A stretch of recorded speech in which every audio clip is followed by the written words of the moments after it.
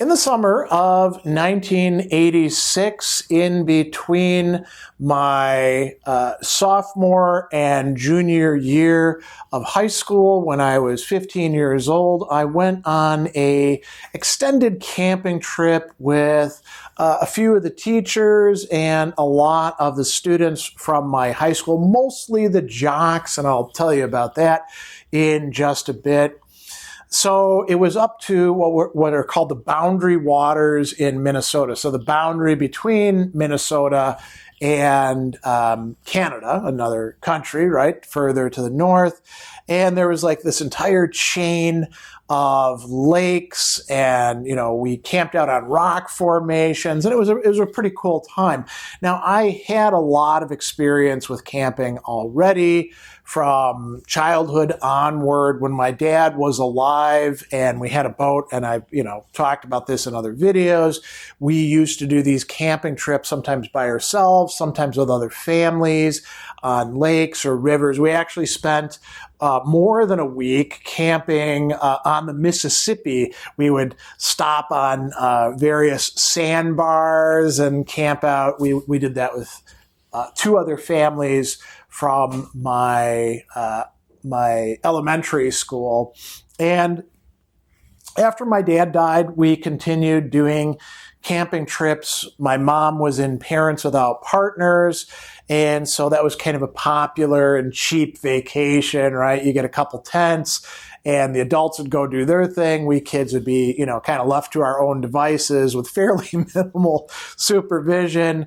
And I love camping. I like being outdoors. I like the campfires. I liked fishing. I like doing all the other activities, especially once I, got very interested in girls on the camping trips.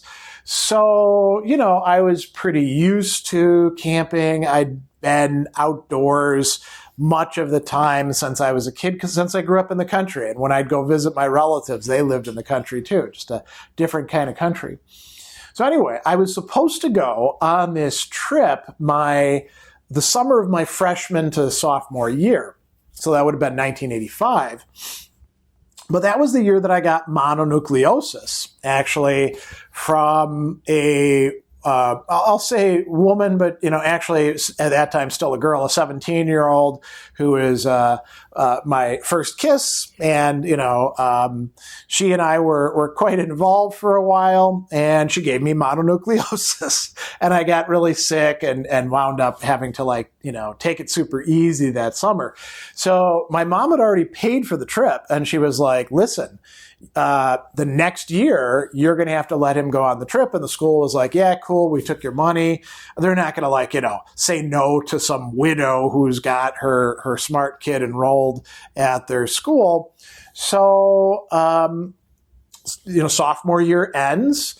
And by that time, I was, I'd always been friends with some of the jocks, and I did some jockey activities. I was good athletically. My favorite class was gym class, and I ran track, so I knew quite a few of them. But I had kind of a unfriendly relationship with some of them because, quite frankly, some of them were bullies. And I also hung out with the crowd that was called the burnouts, the people who wore black leather jackets or denim, listened to heavy metal. Some of us engaged in criminal activities, a lot of drug use and stuff like that. Not that the jocks themselves weren't into drugs too at that time. So, there were some tensions with some of these people, the way there is in high school, right? Not everybody gets along. And it was a time when, in the 1980s, there was a lot of picking on people and bullying and jockeying, and a lot of, quite frankly, guys very obsessed with and concerned with their masculinity who would behave in hyper-masculine ways because they had doubts about themselves. And the wrestling team and the football team, those were the worst guys when it came to that. I think because they were the most insecure. So anyway, I was looking ahead, and I was like, oh man, I'm going to have to be stuck out there with these people for a week. This might suck, but it is camping, and there's some people who I like in this who are going along, so I'm sure I'll be fine. And it was both genders. There were guys on the trip, there were girls on the trip. Significantly less girls than guys, but yeah, still some. And I think if I remember right, it was only people in our grade. So there weren't any like older or younger. No, there were some younger ones, but there weren't any older than us.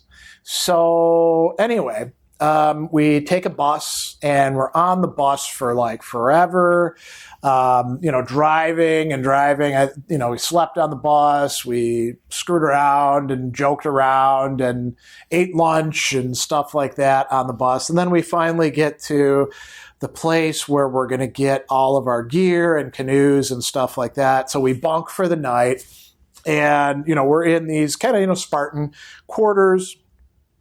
Everybody's, kind of goofing around until it's lights out. And then I think I actually brought a couple books along, and I know I brought my fishing pole and my tackle box. And of course we had to have changes of clothes and stuff like that. So anyway, we get up the next day and they issue us these big packs, right?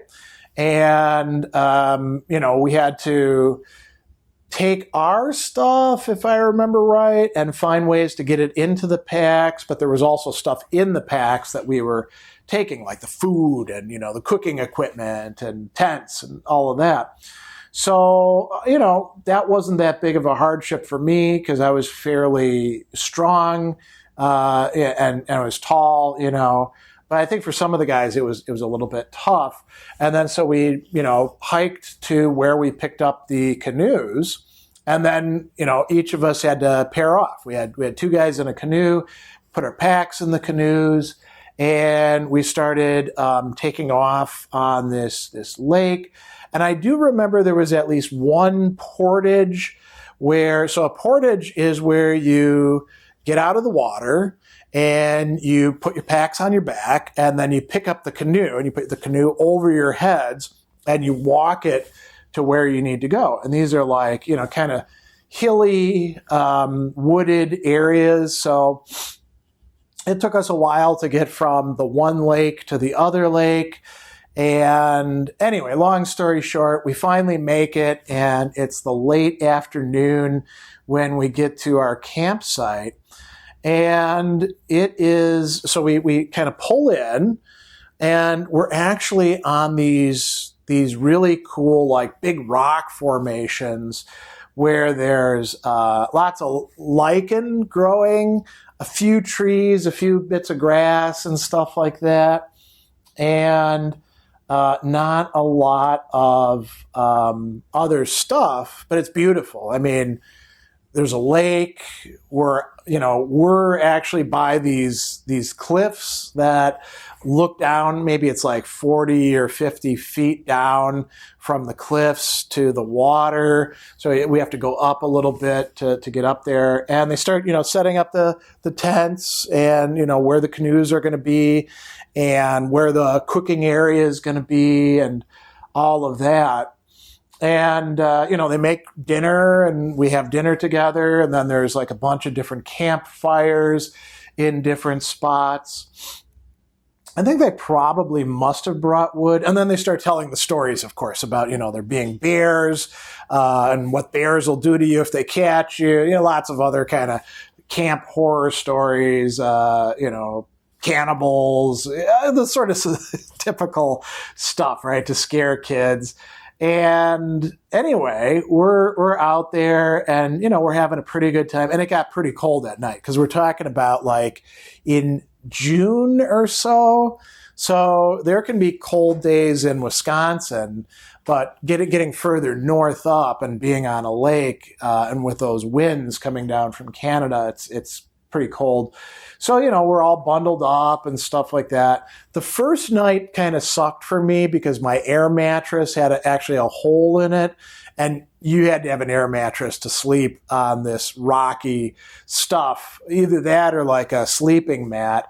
And so, I was, not only was it uncomfortable, but it was also cold, right? Because the air mattress suspends you. So you got a little bit of insulation from the cold rocks. But the next night we patched it up, and it was all fine from that point on.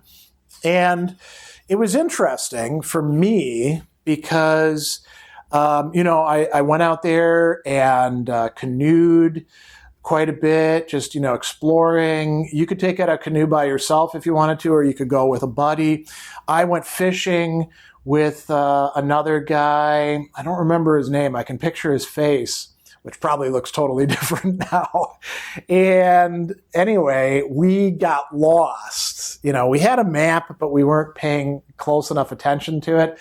And we wound up going a lot further than we should have, and then having to row all our way back. And I remember being, worn out. And actually, I was like singing Iron Maiden songs as sort of like a cadence to keep me doing it. He was so exhausted that he could only steer. I was in the front, paddling away, being essentially the motor. And he was pretty surprised at how much endurance I had, and the fact that it was mostly Iron Maiden songs. Like I sang both Number of the Beast and Peace of Mind, the entire albums all the way through. And then I sang some Metallica songs and some Judas Priest songs as well. And that like kept me motivated. And we got back, and I think we'd canoed something like 16 miles or something, when they looked at the map, and they're like, how the hell did you guys do that? And the next day I was like totally sore. That was one thing I remember from it. Another thing I remember was there was that cliff that I mentioned, and people were, jumping off of it, and they would do like diving. And some of the guys were actually pretty good swimmers, so they would actually like jump off the cliff and do like a nice dive into it.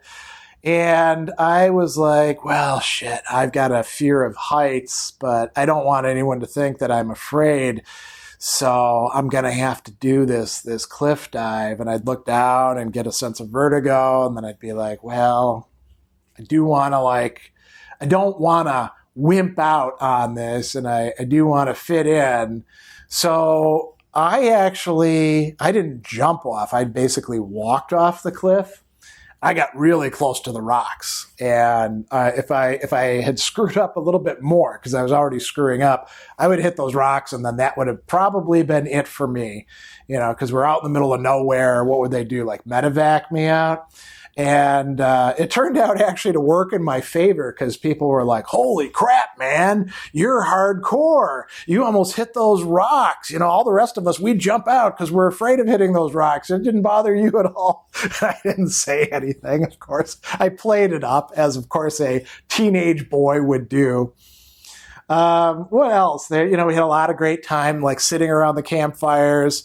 The older, not professors, instructors, teachers would come and check on us every once in a while, make sure we weren't doing anything we weren't supposed to be doing.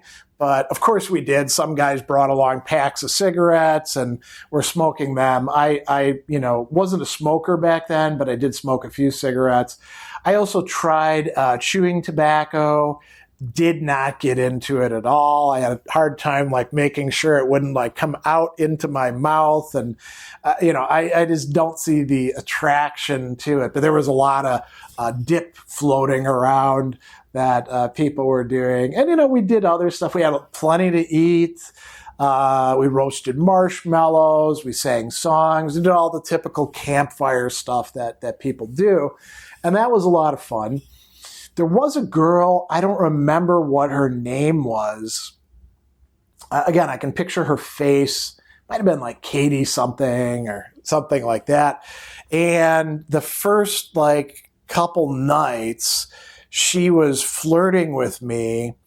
And by then I actually had a decent understanding about how like sexuality and romance and all that kind of stuff worked.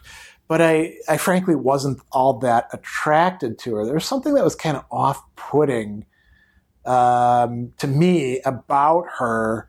So I was being nice, and I think she kind of figured out that I wasn't going to do much of anything with her.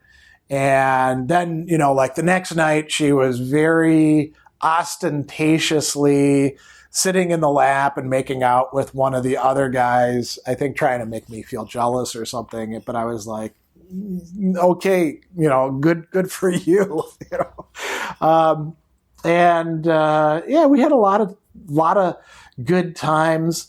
I was kind of worried about, I was into like tabletop not role playing, wargaming with miniatures at the time. And the lichen is actually what you use. You'd buy it at hobby stores for trees, for forests. And I went back and forth. We weren't supposed to be like taking anything from the boundary waters because it was very pristine. It was very much stressed to us. Do not leave any trash anywhere, not just because of wild animals, but because we didn't want to mar the landscape. And I was like, man, could I steal some lichen? This would be awesome because you pay money for this and it's just like laying around all over the place. And I did take some lichen, but with great trepidation that I might be caught. Now that I think about it as an older person, I'm like, I should have taken as much lichen as I wanted, right? Nobody's paying attention to that. But when you're a kid, you kind of don't know. And so anyway, we spent a whole week there. And it was interesting. I mentioned that a lot of these were people who were, they were jocks. They were student athletes who were on the football team or the wrestling team or ran track like I did, or some of them were soccer players, some were basketball players, and there was a lot of overlap between these things. Obviously not wrestling and basketball because you can't do them at the same time, or football and soccer because those were at the same time. But, I knew a lot of them from my classes, and I was kind of surprised because, I'd always had kind of like a move in a couple different crowds thing. When I was in high school, you could say I primarily hung out with the burnouts, but I had a lot of connections with the jocks. I even hung out with some of the nerdy students as well, who I was friends with. So, they, when I was on the trip, I was worried like, man, are they going to give me a hard time? And they didn't. They were cool with me, and it was kind of nice. It made things easier going into junior year with most of them, the ones who weren't like the biggest jerks or bullies. But, I got along with just about everybody. So it was a very pleasant experience. And, then we had to do the same thing in reverse to get home. So we, we had to like pack everything up and put it all in the canoes and then canoe back and then portage once or twice and then canoe back some more, get to the place that we were going, give them all the canoes, give them the packs, take our own stuff. Then we loaded up on the bus. And I remember, I think we like drove through the night to get back home. And, we get to the school, which is like the drop-off point, and the bus stops. We all get out with our stuff, and they must have like told our parents ahead of time because most of the parents are there waiting for us. In my case, it was my mom, and it was kind of funny because my mom. This is a bit of a side note. My mom would come and pick me up, right? And my mom was blonde, about 5 foot tall, very good looking, very fashionable, looked much younger than she actually was. And, she would come and pick me up after school, like if I had a fencing practice or track practice or stuff like that. And it was funny because a lot of the guys didn't know that she was my mom. And they'd be like, who's picking up Greg? Who's this chick who he's getting in the car with, right? And so anyway, same thing happened again. So, I go home. We drive from Waukesha back to Wales. And, I'm dead tired. I've been on this camping trip all week. But it was a really great time. And then I had basically the whole summer still ahead of me to enjoy. So it turned out to be, I don't know that it would have gone quite as well if I'd gone with them freshman year, but it turned out to be a lot of fun. and it was kind of the right mix of people at the right time. And, it smoothed a lot of things out in, getting to know people and hanging out with them and eating meals with them. So it was quite fun, and I'm glad that I got to do it. Still have memories of it, obviously, that I'm sharing with you. So it was, I'm glad that my mom, I didn't actually sign up for it. She just signed me up for it because that's often what she did. And then she's like, you're going camping with these people. And, I missed it the first time, got to do it the second time. So that's the story of that camping trip to the Boundary Waters.